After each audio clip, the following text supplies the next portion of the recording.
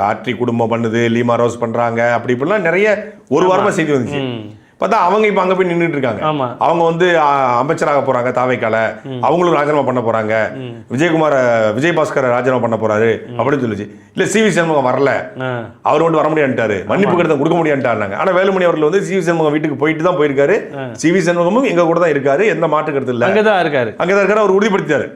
இப்போ ஒட்டுமொத்தமாக சிவி சண்முகம் வேலுமணி அணி மொத்தமாகவே வந்து அதிமுக இணைந்திருக்கிறது. ஒரு வாரத்துக்கு வேலுமணி அவர் சொல்லியிருந்தாரு, எங்களுடைய பொதுச் செயலாளர் எடப்பாடி பழனிசாமி தான் அப்பவே லீடு கொடுத்துட்டாப்ல, சப்ஜெக்டுக்கான லீடு அப்பவே கொடுத்துட்டாப்ல. அதனால அது ஏதோ பேசி முடிச்சிட்டாங்க. ஒரு தாய் வயிற்று பிள்ளைகள் தானே, ஒரு தாய் வழி வந்த தங்கங்கள் எல்லாம் ஓர் வழி நின்றால் நேர் வழி நின்றால் நாளை நமதேங்கிற, நாளை நமதான் தெரியல, நாளை நமதேன்னு சொல்லி பாட்டை பாடிட்டு இணைச்சிருக்காங்க. இப்போதைக்கு 47இல் 4 பேர்.